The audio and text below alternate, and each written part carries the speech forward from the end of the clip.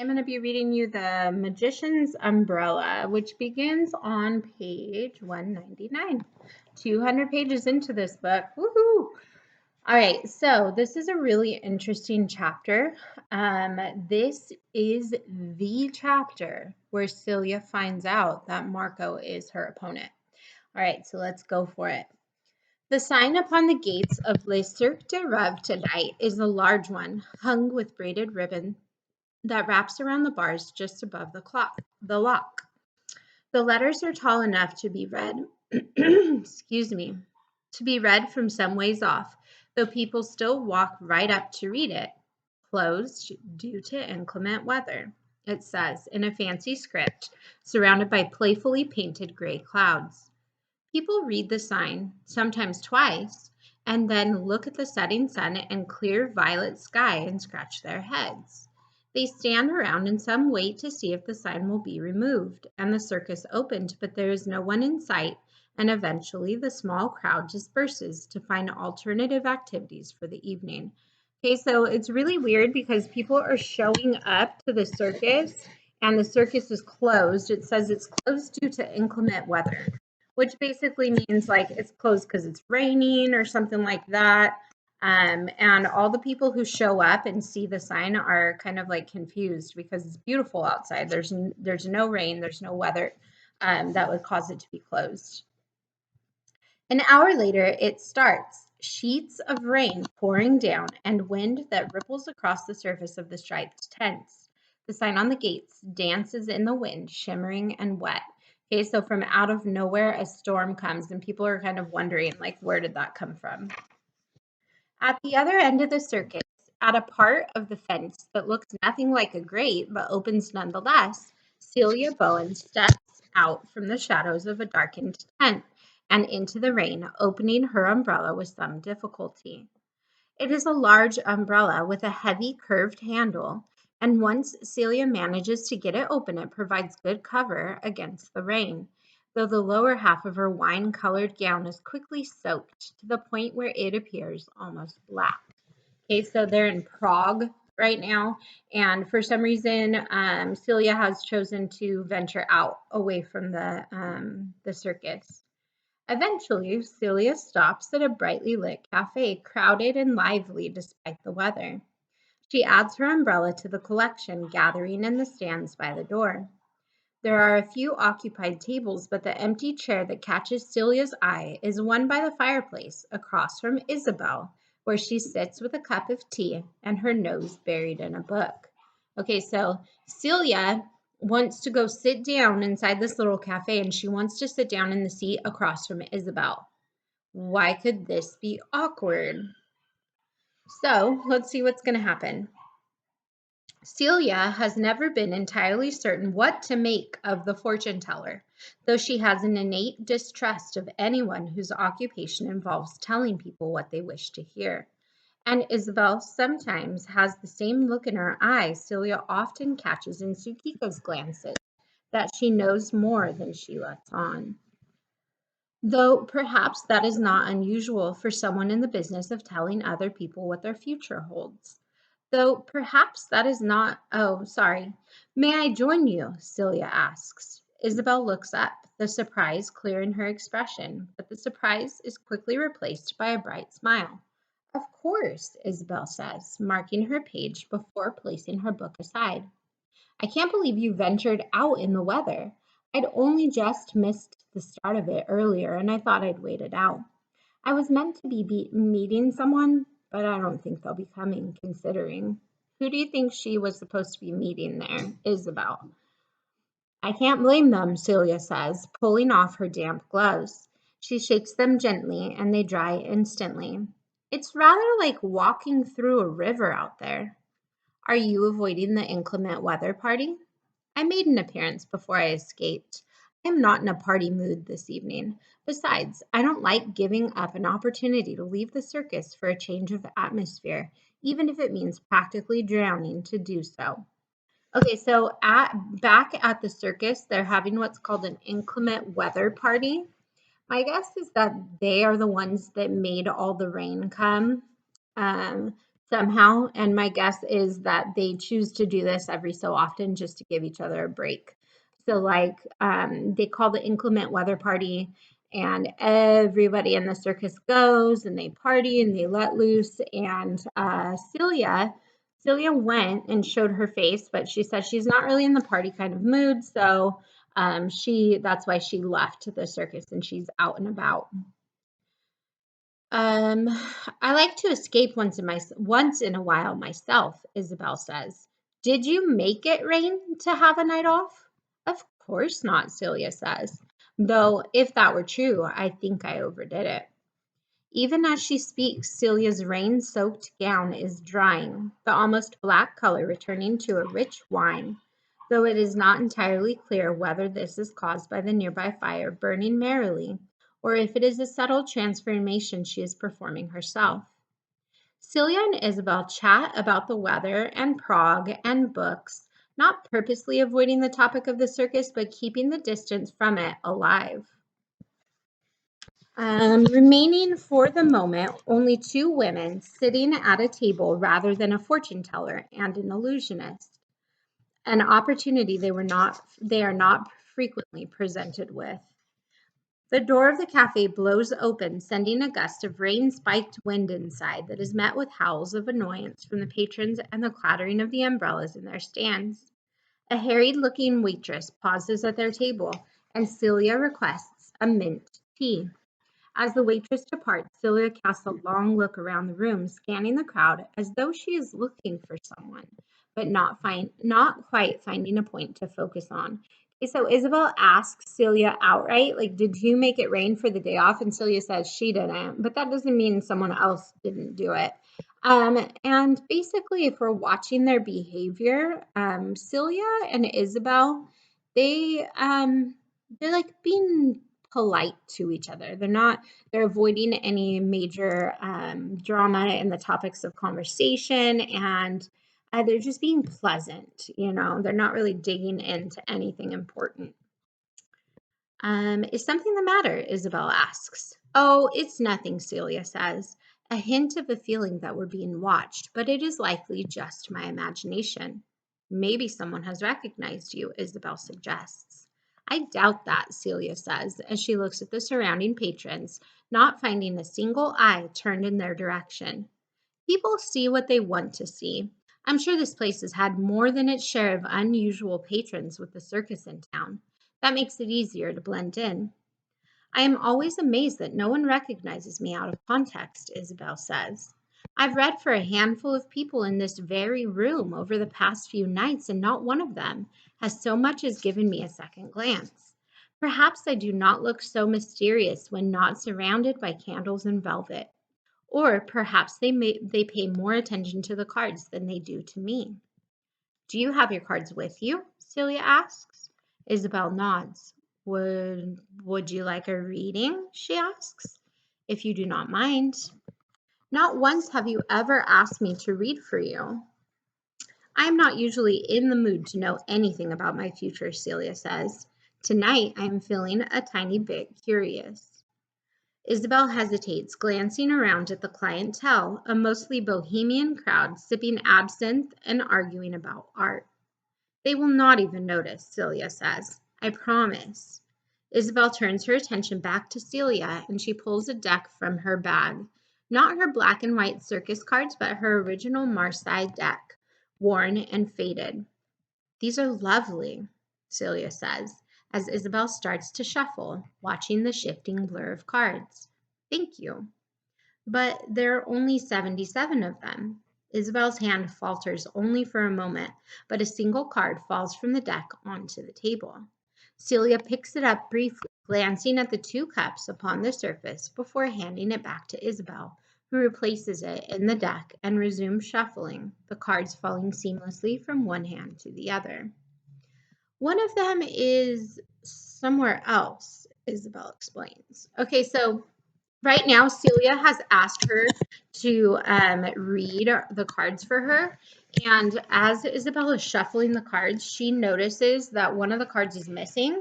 Isabel is really vague about it, and she just says, oh, that card is somewhere else. We'll figure out where that card is a little bit later, but that's interesting. Celia does not question her further.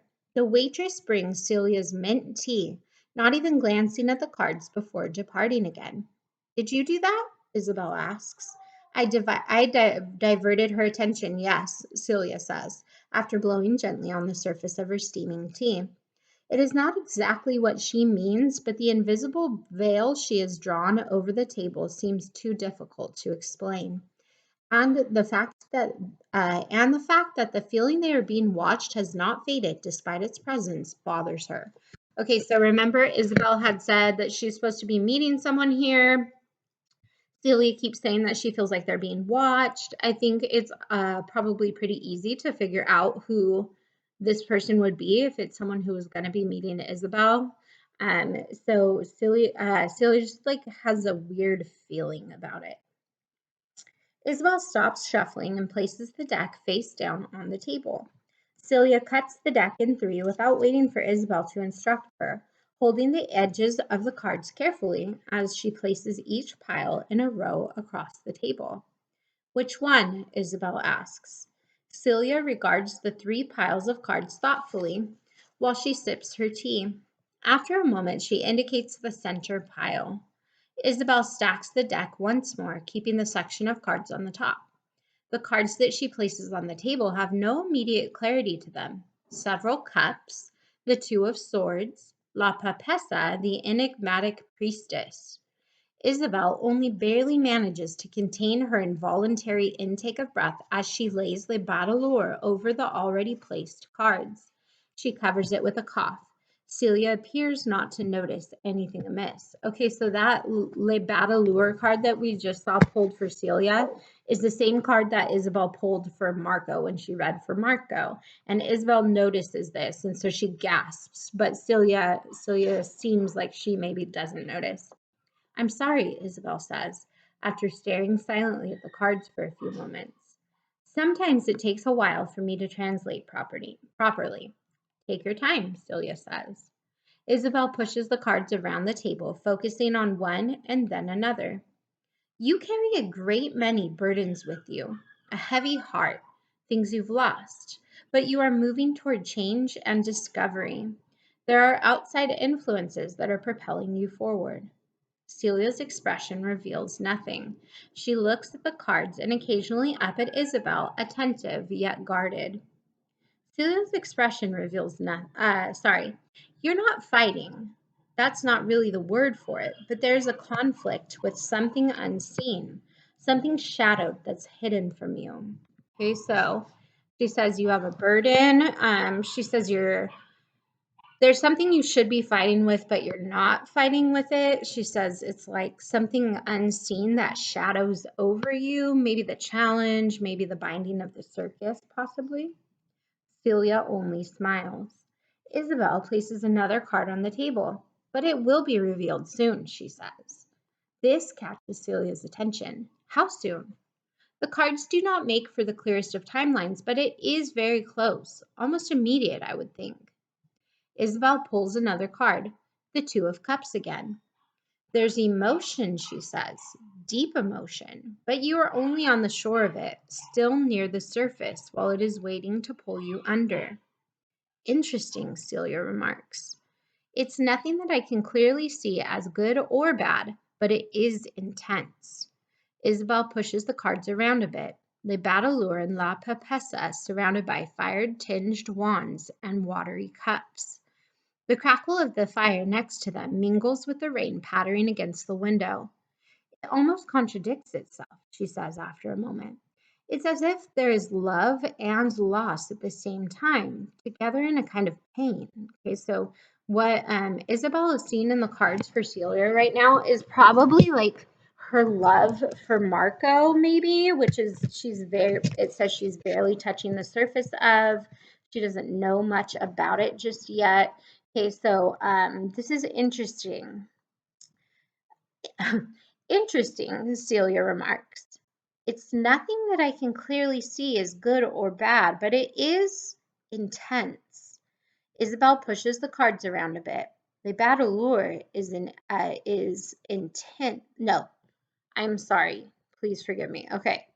Um, the crackle of the fire next to them mingles with the rain pattering against the windows. It almost contradicts itself, she says after a moment. It is as if there is love and loss at the same time together in a beautiful pain. Well, that sounds like something to look forward to, Celia says dryly, and Isabel smiles, glancing up from the cards, but finding little to read in Celia's expression. I'm sorry I cannot be more clear, she says. If anything comes to me later, I will let you know. Sometimes I need to ruminate on the cards before I can make any real sense of them. These are not unclear precisely, but they are complex, which makes for a great deal of possibilities to consider. No need for apologies. I cannot say I'm terribly surprised, and thank you. I very much appreciate the insight. Celia changes the subject then, though the cards remain on the table, and Isabel does not move to put them away. They discuss less substantial matters until Celia insists that she should be getting back to the circus. Do wait until the rain lets up at least, Isabel protests. I've monopolized enough of your time already, and the rain is only rain. I hope the someone you were waiting for turns up. I am doubtful about that, but thank you. And thank you for keeping me company. It was my pleasure, Celia says, rising from the table as she replaces her gloves. She navigates the crowded cafe with ease, pulling a dark-handled umbrella from the stand by the door and giving Isabel a parting wave before bracing herself for the walk back to the circus in the pouring rain. Isabel pushes the tangled path of the cards on the table around a bit. She did not lie exactly. She finds it near impossible to lie about the cards. But the competition is clear, so much so that everything else is tied to it, past and future. Okay, so Isabel had told Celia that parts of it were vague and she couldn't see everything. But now that Celia has left, Isabel is admitting that everything is crystal clear and she can see how everything else is kind of like tied up in this challenge that she can see. Of course, we know that Isabel knows that Celia is Marco's competitor, so it makes sense that for Isabel, she can see all of these things in the cards. At the same time, it seems to be more of a reading for the circus as a whole than for Celia in particular, but it is so emotional that it overwhelms the details. Isabel piles the cards and shuffles them back into the deck. Les Battledore floats to the top as she shuffles, and she frowns at the card before glancing around the cafe. While there are a few scattered bowler hats amongst the patrons, there is no sign of the one she is looking for. She shuffles until the magician is buried deep within the deck, and then she puts her cards away and returns to her book to wait out the rain alone. Okay, so Celia just left. We're going to see what happens when she gets just outside of the restaurant. Outside, the rain is heavy, and the street is dark and almost completely deserted, glowing windows dotting the streets. It is not as cold as Celia had expected, despite the chilling wind. She cannot read the tarot well herself. There are always too many possibilities, too many meanings. But once Isabel pointed out specific elements, she could see the complicated emotion, the impending revelation. She is unsure what to make of it, though despite her skepticism, she hopes it means she will finally be certain who her opponent is. She remains distracted as she walks, considering the cards, but she slowly realizes that she is rather warm. At least as warm, if not warmer, than she had been sitting near the fire with Isabel. More than that, her clothes are still dry. Her jacket, her gloves, even the hem of her gown. There is not a single drop of rain upon her, although it continues to pour, the wind causing the rain to fall in several directions beyond the standard gravitational pattern. Drops splatter upward from pond-like puddles and blow in sideways, but Celia does not feel any of them. Even her boots are not the slightest bit damp. Okay, this is kind of weird. It's almost like the rain is like repelling off of her, and she can't figure out why this is happening. If you hear that crazy noise, please do not be alarmed. That is my new puppy at the sliding glass door crying to be let in because I have put her outside so that she would be quiet so that I could read you this chapter. Clearly, it did not work. But anywho, let's see what's going to happen. She stands still in the downpour. The rain falls so thickly around her that she can hardly see more than a few paces ahead, but she remains both warm and dry. She holds her hand out in the front of her, beyond the cover of the umbrella, and regards it carefully, but not a single drop of rain falls upon it. Those that come close suddenly change direction before hitting her glove, bouncing off as though she is surrounded by something invisible and impermeable. It is around this time that Celia becomes certain that the umbrella she is holding is not her own. "Excuse me, Miss Bowen," a voice calls to her, lifted over the din of the rain and carried down the street. A voice she recognizes even before she turns to find Marco standing behind her, completely drenched in rain, droplets cascading from the brim of his bowler hat. In his hand he holds a closed black umbrella identical to the one she carries. "I believe you have my umbrella," he says, almost out of breath, but wearing a grin that has too much wolf in it to be properly sheepish. Celia stares up at him in surprise. At first she wonders what on earth Chandrash's assistant is doing in Prague, as she has never seen him outside of London. Then comes the question of how he could possess such an umbrella. Okay, so turns out that it was a magical umbrella and that it belongs to Marco. And Celia, it takes her a few minutes. She's like, wait, why is he in Prague, first of all? And how does he have a magical umbrella? As she stares at him, confused, the pieces of the puzzle begin to shift together. She remembers every encounter she has ever had with the man now standing before her in the rain, recalling the distress he had exhibited at her audition, the years of glances and comments she has read as no more than coy flirtation, and the constant impression as though he is not really there, blending so well into the background that she would occasionally forget he was in the room. Before, she thought it was the sign of a very good assistant, never accounting for how deceptive such an appearance might be. She suddenly feels rather stupid for not once considering the possibility that this could be her opponent. And then Celia begins to laugh, a buoyant giggle that harmonizes with the din of the rain. Marco's grin wavers as he watches her, blinking water from his eyes. Okay, why does she start laughing? Once Celia composes herself, she gives him a low, perfect curtsy. She hands him his umbrella, gasping as the rain seizes her the moment the handle passes from her fingers. He hands her the identical umbrella. "My sincere apologies," she says, the amusement still sparkling in her eyes. "I would very much like to speak with you, if you care to join me for a drink," Marco says. His bowler hat is already dry as he attempts in vain to cover them both with the open umbrella. The wind whips Celia's dark curls in wet ropes across her face as she considers him, watching his eyes as the raindrops evaporate from his lashes. From all the years of wondering, being faced with her opponent is not what she had expected. She had expected it to be someone she knew, someone inside the bounds of the circus rather than outside, but still involved.